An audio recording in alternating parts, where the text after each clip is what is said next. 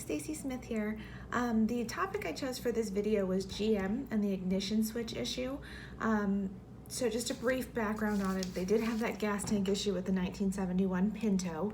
30 years later, there was an issue with the Chevy Cobalt where they found that the ignition switch, if it had a heavy keyring or some kind of jarring event, it would throw the ignition from the on position into accessory, which cut the power of the vehicle, and then also would disengage any kind of airbag deployment.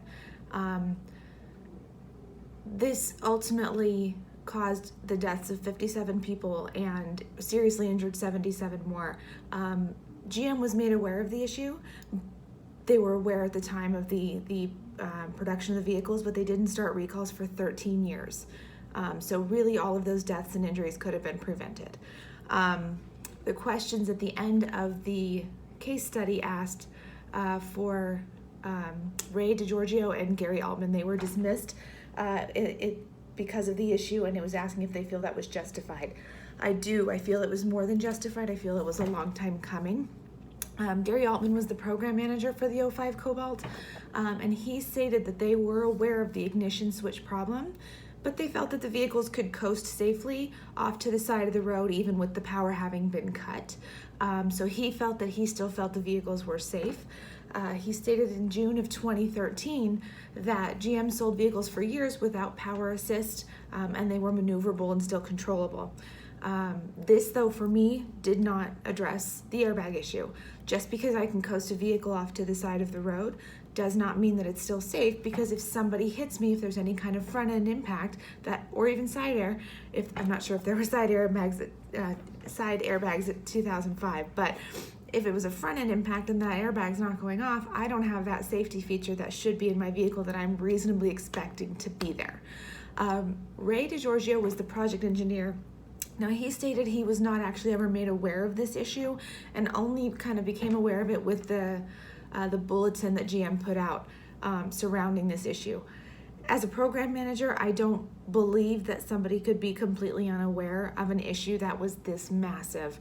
There is no way, with having recalled over 2.7 million vehicles total, that he had no idea there was an issue in this many cars. So I don't buy it, I don't believe it, and I do think his dismissal was warranted as well. The next question goes into the value on human life. Now, this is something I use in my job sometimes, and it's actually very difficult to do. I handle car accident insurance claims, and when it comes to injuries and fatalities, you have to put a dollar value on somebody's life, whether they die in a fatality or if they're just seriously injured. What is their life worth? Well, it's really hard to say, because oftentimes to some people, somebody with a terminal illness who's maybe 65 or 70 has obviously a much lower life expectancy than someone who's 10 or 11 years old and perfectly healthy. But you have to take into account things like that. You look at the lifestyle that they have. Is this person the primary breadwinner in their household? If so, that's going to have an effect on a lot more people. You look at different things like age, and anything like that, what the permanent effects could be on their life. That would be a factor for those that were seriously injured with this issue.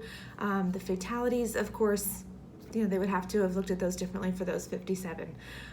It's really hard, though, to determine, because also a person that is incredibly important to me is not nearly as important to somebody else. So how do we determine that value when I'm kind of ultimately a third party who doesn't know and have any connection to this person who was injured or died? So it's very difficult. I don't feel that GM valued the life of their customers very well. They knowingly put them in a very dangerous situation. They knowingly put them in a situation where they could have died. Also, when it came time to fixing the issue, they found that it was going to cost between $2 and $5 per part to fix this issue, and would only take a few minutes to install it, but they still were not willing to do that. Ultimately, at the end as well, they ended up offering recall customers $500 cash allowance to buying a new vehicle. That's it, $500. It's just not a very valuable message to give to your customers. They did do a cost-benefit analysis on these switches. A problem with it that I found, though, was they found that it only cost 90 cents to fix the switch, but then when they looked at it of where they would get it back, when it came to the warranty, they were only getting back 10 to 15 cents per vehicle. of that 90 cents. This doesn't factor in, though, the value of the customer's life, the value of the injuries that could have been caused. Ultimately, GM ended up having to pay out more for those injuries, those deaths. They had to pay $35 million for not releasing the information relating to this ignition switch. So ultimately, it would have been much more cost effective as well as beneficial to their customers to just fix the issue as soon as they were aware of it, whether it be in the design stage or if it became as soon as the vehicles were on production or out on the road, to recall them. After reviewing kind of my peers as best I could, again, these are people I don't know, I think that most people in this class would kind of act how I would in any ethical situation. Or for example, if I tie it to this one, I absolutely would not have put these cars on the road, or if I was made aware of it after they were on the road, I would have forced a recall on all of them. Natalie Hoffman seems to really be understanding of just the different ethics around different things, and she's more focused on the conduct of a person than where they can benefit. So I like the way that she looks at things. Heather seems to really want to look at the possible ramifications of an idea or an issue, which I think is really good when it comes to ethics, because ethics are not only what affects us right now, it's what affects us going forward.